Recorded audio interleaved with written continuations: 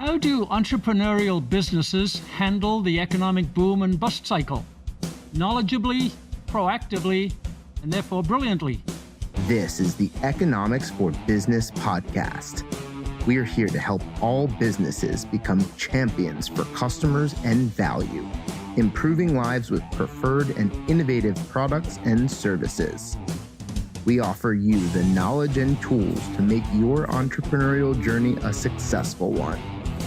Now, here's your host, Hunter Hastings. Hi, Hunter Hastings here.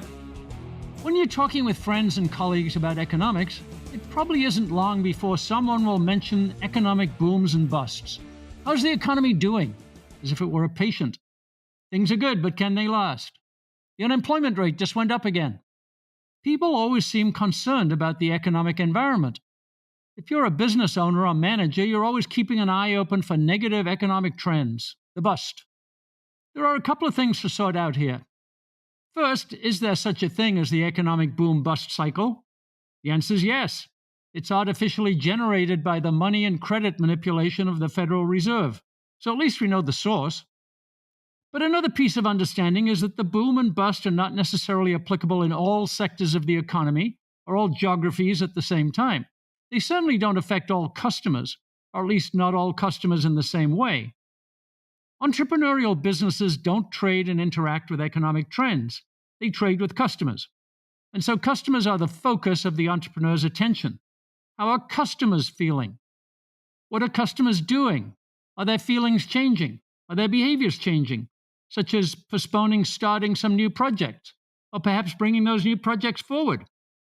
Are they changing their resource allocation? How? Can my business benefit? If they're spending less in some areas, say on advertising, does that mean they'll spend a little bit more in some other areas, such as service provision?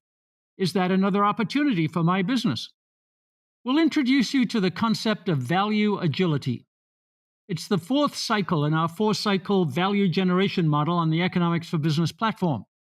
It's also a term that Murray Sabrin uses in his latest book, Navigating the Boom-Bust Cycle, an Entrepreneur's Survival Guide. Dr. Murray Sabrin retired from his professor of finance role at Ramapo College on July 1, 2020, and was immediately awarded emeritus status by the Board of Trustees for his scholarship and professional contributions during his 35-year career. We recently highlighted his book, Universal Medical Care, From Conception to End of Life, the Case for a Single-Payer System, which calls for the individual or family to be the single payer to restore the doctor-patient relationship. In other words, an entrepreneurial solution. He's also the author of Tax-Free 2000, The Rebirth of American Liberty, a blueprint on how to create a tax-free America in the 21st century. And also Why the Federal Reserve Sucks. It causes inflation, recessions, bubbles, and enriches the 1%. That book's available on Amazon, as is his latest book, Navigating the Boom-Bust Cycle, an Entrepreneur's Survival Guide. It was published in October 2021 and is our subject today. Murray, welcome back to the Economics for Business podcast. Well, it's wonderful to be with you again, Hunter. There's so much to unpack these days about the economy and what's going on. This will give us an opportunity to provide some good advice to people in the business community. We're looking forward to that. In fact, you're a huge resource for us, Murray. You're dedicated to writing about how an understanding of economics can help businesses thrive, and that's what we like to do. We're going to talk about one of your books today. It's called Navigating the Boom-Bust Cycle, an Entrepreneur's Survival Guide. And one thought that came to my mind is that we're often told there's macroeconomics and there's microeconomics, but you're pointing out in this book that microeconomics, people and firms managing their business, can get either a huge tailwind or a storm from the macroeconomics, what's being done at the national and the policy level and even the international level. So let's dig into that. Let's start at the beginning and define the boom-bust cycle, Murray, and tell us why we have to face it in the first place. Yeah, I think one of the great economists that we both admire and appreciate during his lifetime was Murray Rothbard, and his teacher, Ludwig von Mises, and Hayek was Mises, one of Mises' students. they explained how the business cycle occurs. And as Rothbard points out, it's not deep within the free market system, but it comes about basically because of the Federal Reserve, a central bank manipulating interest rates, which creates signals that leads to distortions in the economy. That's the simple way of explaining it. And we've seen this process occur for the past 100+ years since the Federal Reserve has been in existence. In fact, if you look at the effective Fed funds rate, that's the interest rate the Federal Reserve controls by its buying and selling of government securities that wind up going into the banking system or out of the banking system. The Fed was created in order to stabilize the economy. It has done anything but that. If you look at the Fed funds rate from the from the 1950s to 1981, it was continually going up and down in an upward pattern. And since 1981, it's been on a downward trajectory. And guess what's happened since then? We've gotten two major bubbles, the dot-com bubble and the housing bubble. And I contend in this book and in my writings that we're in a major bubble because of the Federal Reserve's keeping interest rates so low. And anyone can look that up, looking up effective funds rate at the Federal Reserve database that the St. Louis Fed puts out. So we've used some macroeconomic words there, Murray, like distortions in the economy. What does that feel like if I'm a business? What am I facing every day that's a distortion in the economy? This is the interesting thing about business is that we have an economy, as you know, that is organic. There are people's needs out there, and entrepreneurs meet those needs with providing goods and services that people want. That's something that the average person can understand because everyone has needs that they satisfy going to the marketplace or going online or whatever the case may be. Then on top of that, you have the business cycle, which creates distortions. I think the best way of emphasizing that is the housing bubble, which was a huge distortion in the supply of housing. But people speculated because interest rates were so low. So what they did was they bought a house. The house went up in 6 months, a year. They refinanced, took money out, and bought another house and bought another house. And before you know it, they had a half a dozen houses that they were renting out. And then the crash came, and those interest rates, a lot of these mortgages were adjustable rate mortgages. So when rates went up, the underlying income didn't pay for the expenses, and people were defaulting on their housing. So that's, I think, a most recent example of a major distortion that we're seeing. We also saw it in the stock market. The stock market was elevated during the housing bubbles. The stock market was elevated during the dot-com bubble. And the basic point I want to make is that these are prices that are unsustainable. If we had a free market in all goods and services and financial assets, it would be relatively boring, I think, because prices would be slowly falling if we had sound money, and asset prices would be going up based upon earnings. And while some companies' earnings would be going up, some companies' earnings would be flat, some companies' earnings would be going down, and that would be all reflected in the stock market, which would be a pretty boring place, I think. Except, of course, what new companies come into the marketplace and they have an exciting new product or service that people want. Yeah. So I loved your line that we have two economies. You've got the private economy and the public economy. Economists like to say it's a mixed economy. You're saying, no, it isn't. It's two economies. They're battling with each other. Oh, there's no question about it. That, I think, it comes clear in the data that we see is that in the long term, the economy grows because, as we know, there is invention, innovation, productivity, and that's what allows an economy to grow over time. But later on top of that is the boom-bust cycle, and that's what entrepreneurs have to be keenly aware of, because if they're not aware of it, and of course they should be because they've lived through it for the past 20, 25 years, they can get caught up in this euphoria, is what a boom is all about, where they will overexpand their operations, they will buy assets that they think are going to increase more in value in the future.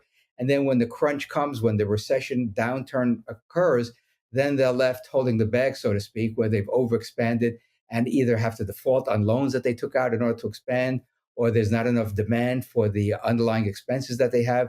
And that's when they either have to liquidate that asset or sell it at the bargain basement prices. So one of the challenges, Murray, that you point out in the book is that timing's a big issue for businesses dealing with this cycle, this boom and bust. You can't know when the the boom's going to end and you can't know when the bust is going to bottom and it might start picking up again. But there are some signals that you can look out for, and you give a lot of helpful charts and graphs in the book and data sources that people can look at. But just take us through that a little bit, the signals to look for. Yeah, one of the best signals that I've come across, again, looking at the Federal Reserve Economic Database published by the St. Louis Fed, is the inverted yield curve, which everyone talks about on the cable business shows.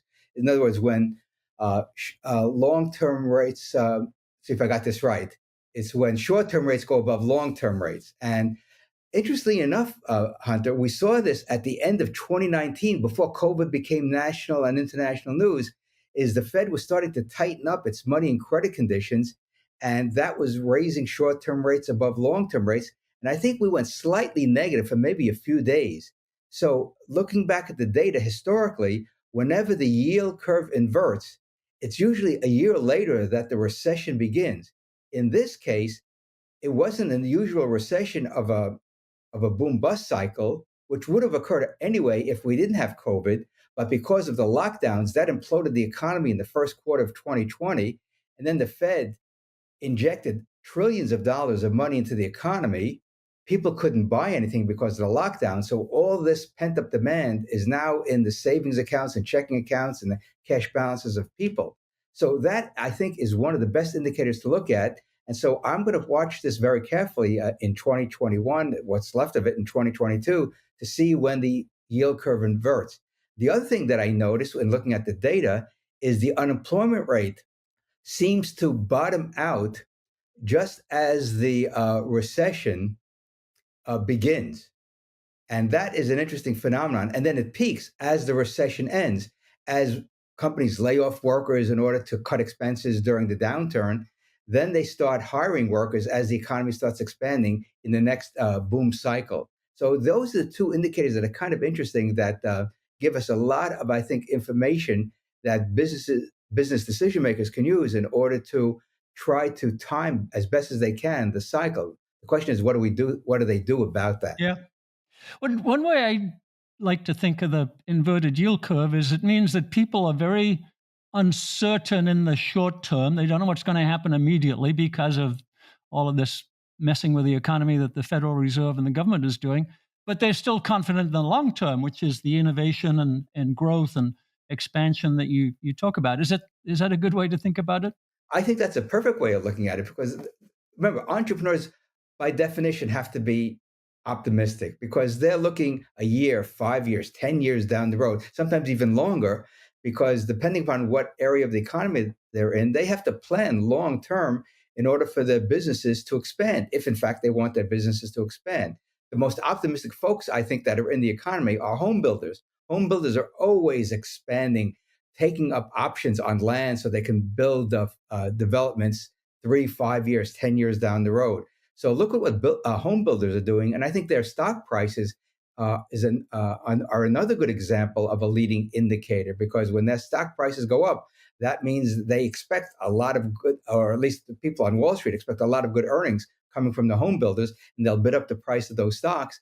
And then when the smart investors, so the so-called smart money, see that things are getting a little bit dicey for the home builders, they'll start selling those stocks, and then those stock prices start to go down. So home prices of builders is probably another indicator that people should look at because we know home prices, or I should say the housing sector, is one of the most sensitive ones in the economy because they're so tied into interest rates. Yeah, one of these days, Murray, you and I will do a podcast about time preference and the longer term horizon of entrepreneurs because it's so important to business and to the economy and so on. But that's for another day. Your book is full of positive advice about what to do now, how to manage in the boom bust cycle. You start with the supply chain. So tell us why you start there, and tell us what businesses can do about the supply chain in the boom bust cycle. Well, this is the interesting phenomenon because of COVID, and what we're seeing right now in your neck of the woods is all the ships piling up on the outside the port of Los Angeles because they can't get enough drivers to drive the merchandise that's on the ships that to distribute to the rest of the country. I think this is the first time in American history where the supply chain has been deeply affected by the COVID situation, and that laid on top of the boom bust cycle makes that uncertainty even greater for entrepreneurs because we're coming up to the biggest retail season of the year, the holiday season for November, December. And if those goods are not unloaded and shipped, that's when the retail sales may be really adversely affected this year. So the supply chain is where you really need to know who will be able to deliver the goods in, quote, a regular boom bust cycle, and what will be the lead time, the lag time for getting goods to the wholesaler, to the retailer, so you can have a smooth season, whether it's the holiday season, whether it's the summer season, the spring season, whatever season that the retailers need to focus on, they have to be assured that that supply chain is going to be intact so they can get the goods to their consumers. Because remember, consumers are pretty antsy. They like to get the merchandise in a relatively short period of time. And especially with Amazon these days, where you can order things online and get them virtually the next day, even if you order it late in the evening, which is really a phenomenal thing. In fact, the other day we ordered something and it came 10 o'clock Sunday night, delivered to our door in our development here in Southwest Florida. So it just shows you how Amazon has been able to really put together a supply chain that is probably second to none in terms of getting goods to the consumer in a very timely manner. So I start with that because if entrepreneurs can have very successful, positive relations with their upstream suppliers, then it'll be a lot easier for them to get the goods to the consumer. But what disruption could occur? Well, where we are right in the cycle is very interesting, Hunter, as you well know. Producer prices are skyrocketing, and that could lead to really supply disruptions in a whole host of commodities that are important in the manufacturing sector. And we're starting to see this. We have been seeing this in semiconductors for the automobile industry. And we've seen automobile prices, because of the shortage of automobile prices, new car prices have skyrocketed the last year. Even used car prices have skyrocketed. So this shows you how, if the economy is distorted by the Federal Reserve and these lockdowns, that there will be tremendous dislocation for the consumer and the manufacturer. There's a couple of great pieces of analysis and insightful thought there, Murray, that you put into the book. One that really struck me was that we've been taught by neoclassical economics to manage for efficiency, use the fewest inputs. Right. And in fact, in supply chain and innovation and anything else, we shouldn't be managing for efficiency. We should be managing for security, i.e. having guaranteed outputs. And so really efficiency as an economic concept is kind of been our enemy in this boom bust cycle. Well, I think what entrepreneurs need to focus on is something that you've been stressing with your podcast, and something that the Austrian School has been stressing, is what value are you providing to consumers? Because people are value conscious, they're price conscious. And I think if entrepreneurs focus on that what can they provide consumers that they may not be able to get at another outlet, retail store, and things like that? Because there are so many opportunities today. We have various outlets for the consumer. And one of the great things about shopping today is we bought things at Best Buy not too long ago. And when you go to Best Buy, they have a price match guarantee. And what they'll do is they'll go online and look, and you tell them, I saw this item at so and such a retailer. They'll go online, see the price, and they'll match it. And they'll put that into the cash register, that the price that they're selling it at Best Buy has been matched by X, Y, and Z retailer online. So this is a great time to be a consumer, because you can really shop around and save quite a bit of money if you do spend the time to see what's out there. Because this is the great thing about what technology has done. As we all know, technology tends to reduce prices for consumers. That's the really, really good news about the era that we're in. And if we had even a better monetary system, prices would come down, I think, even more. But because of the Fed constantly pumping money into the system to stimulate the economy, which we know is a fool's errand because it causes all these distortions, that prices are higher than they otherwise would be for a whole host of goods and services. So on the one hand, you've got to be grateful for what we have today in terms of entrepreneurship and innovation. But on the other hand, that's being challenged by the Federal Reserve trying to keep prices up because somehow there's a belief out there, Hunter, which is really mind boggling, that inflation is good for the economy. I mean, this shows you the lack of sound macroeconomic thinking because I don't know anyone who wants to pay higher prices for goods and services. So why do we have an institution like the Federal Reserve that says that higher prices are good for the economy? That's really a baffling concept that they're promoting. Right. Now, I've never understood that.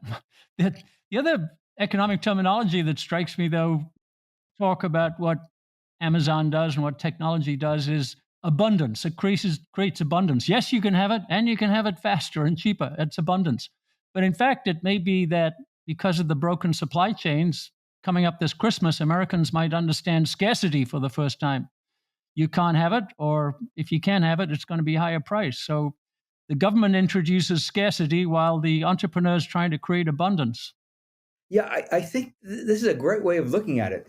There's a tug of war going on between the free market and the manipulated market caused by the Federal Reserve's monetary policy. I think that's the one of the best ways of looking at the economy.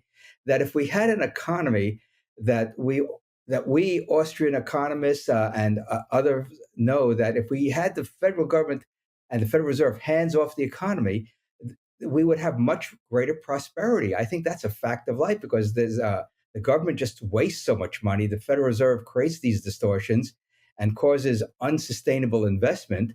And again, we saw this in the housing bubble. We saw this in the dot-com bubble. And now we're seeing it, I think, across the board in the economy with what some people have called the everything bubble. And I make the point that we're in everything bubble 2.0. The first everything bubble was from 2009 when the Fed really tried to stimulate the economy after the Great Recession. That ended with the lockdowns in early 2020. And now the Fed has thrown caution to the wind by inflating the economy so much. And now we're starting to see it in the data. We're starting to see it in the real economy.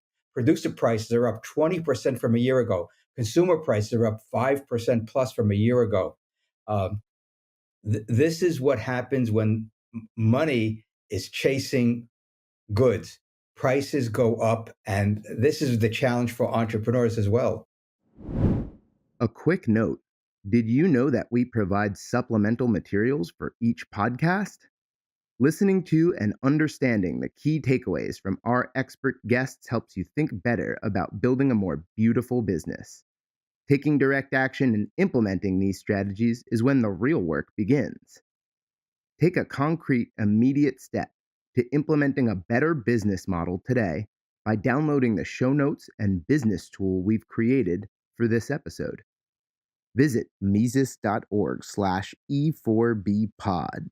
That's MISES.org/E4BPOD and click on today's episode. Now, back to our interview. Another area of analysis in your book, Murray, that was original, I thought, and very, it's great advice, but it's also unconventional advice, is the way to think about the workforce and jobs. Traditionally, efficient management looks at that as a variable cost, and in the downturn, you fire people and you cut down on the number of jobs. And you say no, you should always be thinking about the workforce or the employee base as a resource and a source of strength and ideas, even in bust time. So take us through your thinking and your advice there. You know who I think originated that idea? That was Peter Drucker, the great management guru and consultant, who said that we should look at employees as a resource as opposed to a cost. And if you do that, some of the best ideas that companies implement come from the workforce, whether it's an assembly line worker who knows how to make it more efficient, or the delivery person who sees that there are bottlenecks that could be improved in terms of getting goods to the consumer, or the administrative staff who can see what things can be streamlined in order to cut costs and make the business more responsive to consumers' needs. So again, you've got to tap into people's minds because people are very smart who work in the economy because they're looking on a day-to-day basis what's working, what's not working. Where are the consumers being satisfied? Where are they being dissatisfied? Today, when you go to even a doctor's office, you get a survey of how can we do things better. And we know one of the most frustrating things going to a doctor's office is the wait time. Sometimes you have to wait an hour to see a doctor, and then you see the doctor for 10, 15 minutes. So it's a very frustrating experience for most people who go to a doctor's office. So I think they're even trying to be more consumer patient friendly, if you will, in order to meet consumers' needs, because everyone's time is valuable. I mean, that's one of the things we all have the same of, Hunter. That's what makes us all equal. We have 24 hours in a day, not a minute more, not a minute less. And it's what we do in that time that will determine to a large degree how successful we are, not only in business, but in life in general. Yeah, we just did an episode recently with Mark Packard about how entrepreneurs put time on their side. So you're quite right. You can't stop the clock from ticking, but you can put time on your side. When you talk that way, Murray, I think of the Toyota production system, which it's well established now, but it really was organized around people and the inputs that people can put in uniquely because they can see what's going on in production, as opposed to the Henry Ford style mass production line, which uses machines and inventory to achieve efficiency, as we were just talking about. So using people as a resource is really the modern way to think about any kind of production. Well, I think you have to remember in a retail operation, it's the people that are going to help the consumer get what they need. I'll give you a great example of this in terms of Trader Joe's, which everyone knows is usually in their neighborhood. Whenever you go to Trader Joe's and you can't find something, they don't tell you it's in aisle so and so. They'll take you to the aisle and show you where that product is. That to me is a great example of meeting consumer needs, expectations, and goals in the store, making the shopping experience a lot easier. This way, when you're shown something, you know exactly where it is for the next time. So that's a great example, I think, of how businesses are really focused on making sure the consumer gets what he or she wants in that experience. I think automobile dealers are now doing the same thing. They want to make sure, because of the tremendous competition at every price point in the automobile market, they have to be super, super sensitive to consumers' needs, because you can easily go from company X to company Y to company Z and at different price points. So again, the automobile industry has been very, very attuned to consumer needs. And I think that shows up because the demand for automobiles probably has been greater during this cycle than any other cycle. Even though people are staying home to work, people want good, reliable transportation, and I think that's another example of how a major industry in our economy, which, by the way, is one of the most sensitive ones to the cycle as well, is trying to make sure that the consumer needs are being met.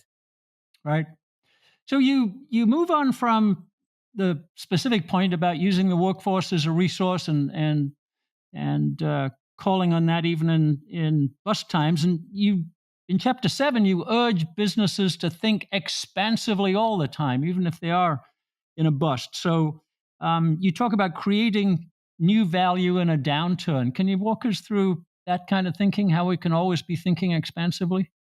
Yeah, I think one of the things that we're seeing in the country today is that once you have a great idea, it doesn't even have to be a very good idea, and you build a retail establishment around that, or an online presence. But I'm thinking of more of the mom and pop shop in your town, and you have a great idea. Somewhere down the road, you may say, okay, let's open up a second one. Let's open up a third one. And one way of doing that is to possibly take over the lease of a company or a business that has failed during the downturn, and you have the ready cash and the means to expand your business into another town or several towns away from yours. So that would be an example of how you can be expansive during a downturn, or at least lay the foundation so you catch the next upswing. And if you have a great product, I'm just trying to think of a company that started in New Jersey that's now expanding, that has been expanding nationally, is Jersey Mike's. They make sandwiches, And we see them here in Florida. They're expanding. They're always looking for opportunities to expand their business, because that's probably one of the most recession-proof business there is the food business. People still have to eat, whether it's good times or bad times. Same thing with the liquor business. I spoke to a liquor owner, store owner many years ago. He said, our business is great. During the upturn, people are feeling optimistic. They've got money, they spend, they buy liquor. During the downturn, unfortunately, people are buying liquor for the wrong reason. They're depressed, they're anxious, and so on and so forth. But the liquor business seems to be one of those another recession-proof businesses. But a lot of businesses at the mom and pop level can really do extremely well if they are attuned to the cycle and they see the opportunities for them by getting a lease in a storefront that will make their business grow, and then possibly partnering with other entrepreneurs in a different regions. So from the Northeast, they can go to the Mid-Atlantic, they can go to the Southeast. And as long as they have good controls in place, a good management in place, this is how businesses can really thrive over the next 5, 10, 20 years. Yep. Yeah, I loved a couple of the subheadings in that chapter. One was called "Picking Up the Pieces," which is, hey, there are assets out there that can be acquired at quite low cost in a bust. And then the next one was "Thriving, Growing the Business, and Preserving Wealth." So you do both of those things. You buy low cost assets and you grow your business. That's the opportunistic part. One of the great stories of the stock market is Sir John Templeton, who I think bought dozens and dozens of stocks that were selling for $1 each at the bottom of the stock market in 1932 and made a ton of money over the next 20, 30 years, as some of these companies thrived during the expansion, or I should say the growth of the economy that took place from the bottom of the Depression in 1932 for the next several decades. So you coined a new phrase in Chapter 8, Murray, that was very inspiring to me. We use it slightly differently than I think you do in Economics for Business, but you called for small businesses to demonstrate value agility. Just talk us through value agility, and then we'll discuss whether we both mean the same things. Well, I think some of the things that I uncovered, especially during COVID, because COVID has really made businesses have to rethink what they're doing. And there are several examples of, let's say, a bicycle shop owner, instead of selling bicycles, he did tremendous repairs because people were staying at home. They wanted to do exercise, so they were using the bike for exercise. So instead of selling more bikes, he was doing repairs, and his business was booming. There was another company that I came across that was doing some sort of laser work and for diamonds, to figure out which diamonds were real, which were unreal. That business is basically dried up during COVID. And so what they did was they started using their equipment to make UV equipment to sanitize workplaces. Then there was another example of a furniture company that was their showroom was closed down because of COVID, and they went strictly online, and they started booming. Their business started booming. People were home. They saw the furniture online, and they were able to, again, provide value to customers because of COVID. But that happens during the cycle anyway, because people have to figure out if what I'm doing is not working in terms of what my expectations are in the marketplace, what can I do to provide the value to the customer with the same products, or maybe tweak the product a little bit to get those goods to the customer.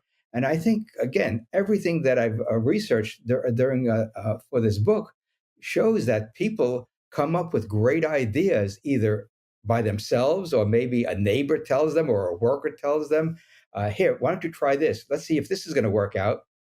And this is where you have to be flexible, because entrepreneurs don't have all the answers. I mean, businesses are a team effort for the most part. And when you're a small business, there are people who can give you good suggestions. And if you follow through, that is going to make the businesses thrive no matter what type of environment they're in. Yeah, I think we're using it the same way. At Economics for Business, we refer to value agility as the part of the cycle after the consumer or the customer's had the experience of using your product or service, and being really good at listening to the feedback. I like this, I didn't like that. And then responding to that feedback very, very quickly in terms of oh, I can make this adjustment, I can make this improvement, and going back to the market with an improved product. So uh, that's a different kind of a cycle, but it's the same response, right? It's listening and responding very quickly.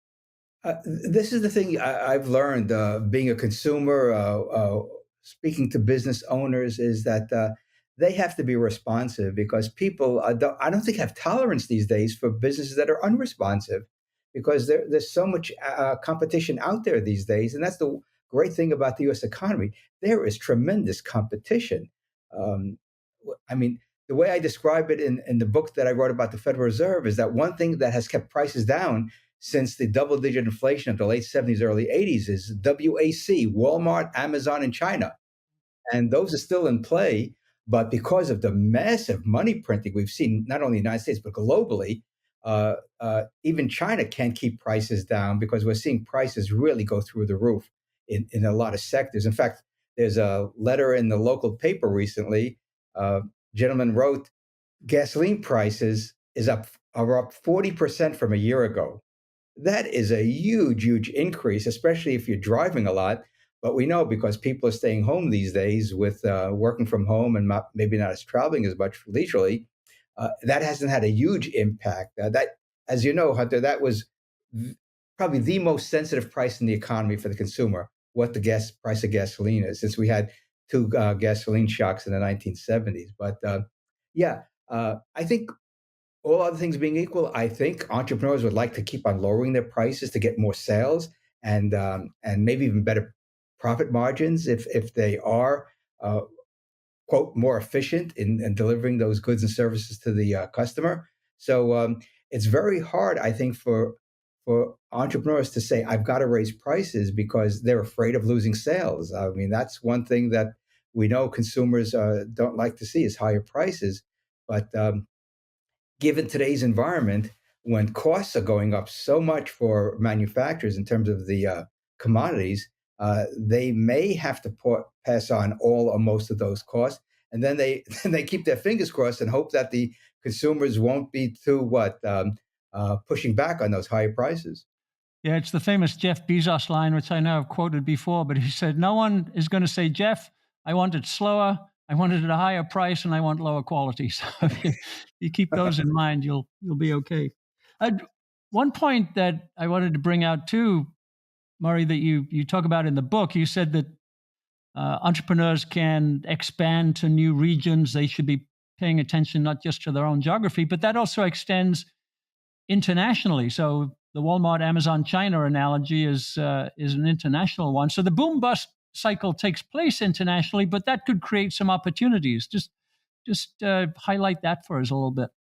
Yeah, I think one of the things that businesses, especially a medium-sized business that would have the resources to hire consultants to go overseas, I think that's an exciting place to participate, since there are several billion people out there, and many of which can buy products made in the United States or made overseas for a United States company that could be exported to East Europe, West Europe, wealthier parts of Africa, Southeast Asia, of course, China, Japan, places where incomes are rising, real incomes are rising because they've thrown off a lot of the regulatory burdens that they've had in the past, and they've freed up their economy, like China has and other countries have in Southeast Asia.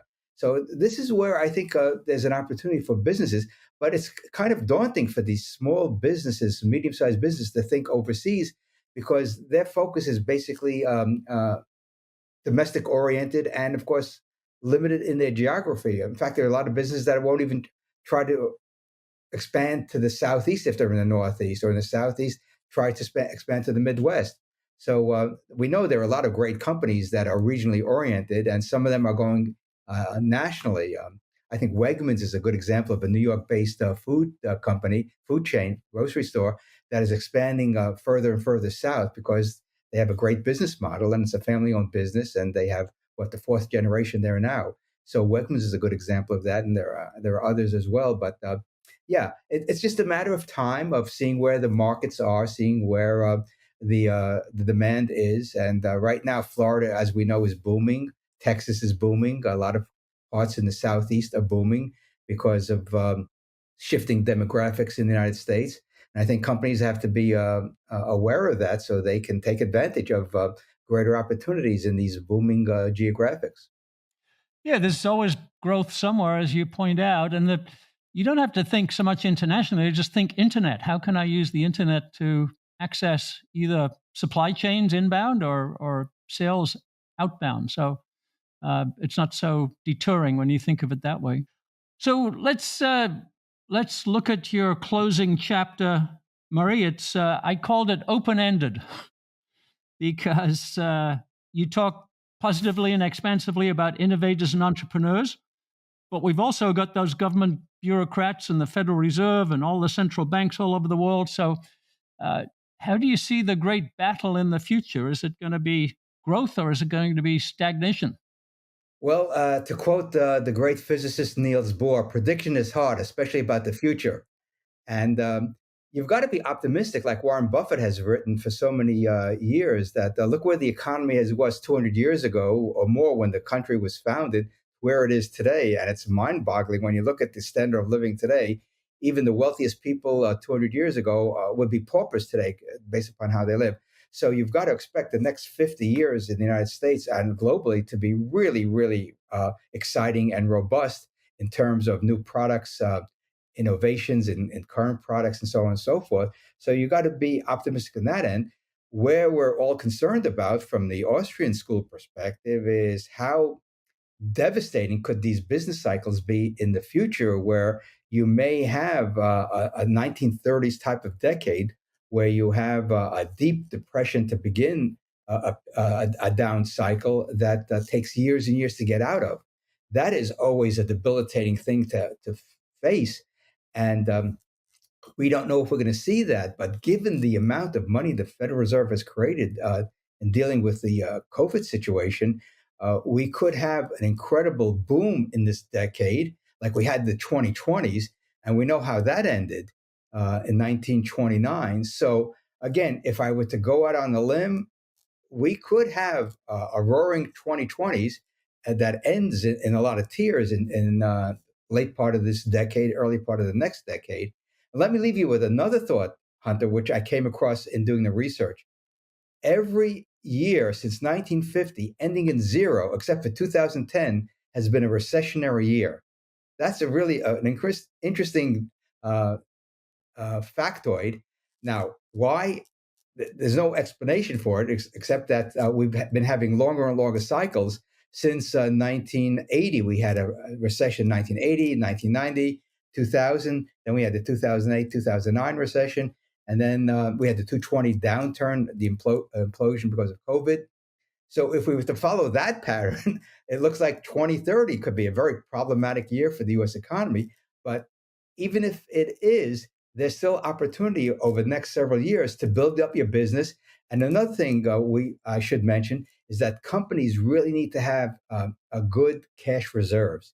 That is critical for businesses, I think. And the question is, how much cash reserve can they put together and still maintain their business on a cash flow basis?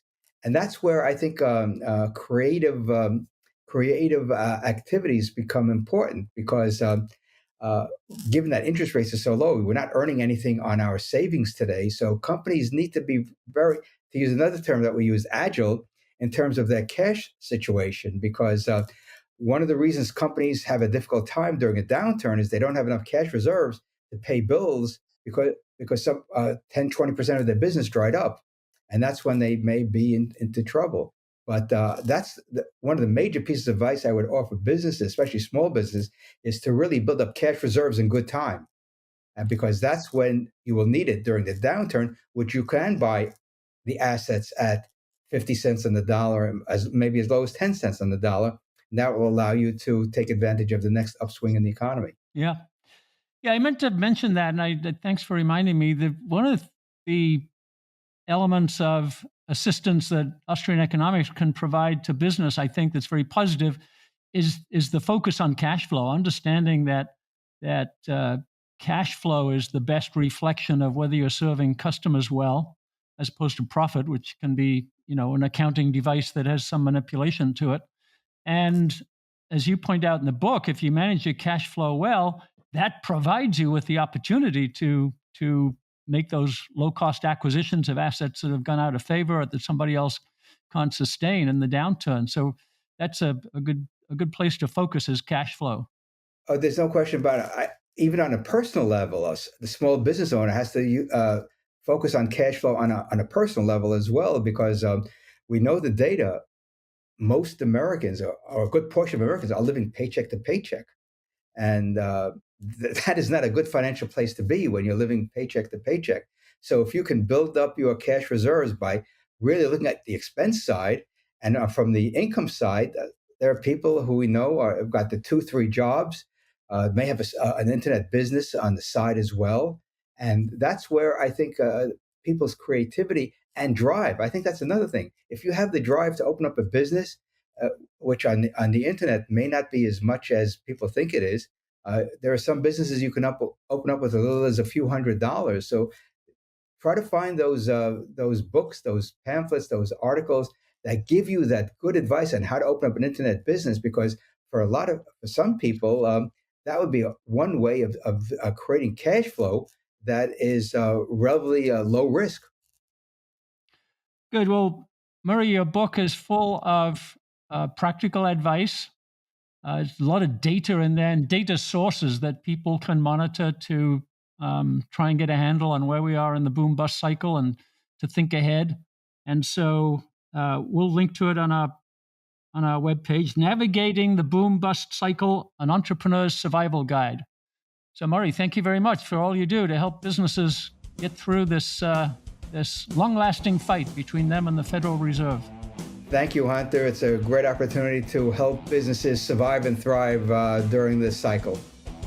That's our goal. Thanks, Murray. Thank you, Hunter. Economics for Business is a production of the Mises Institute. To explore more content like this, visit Mises.org. And for more from Hunter Hastings, visit hunterhastings.com.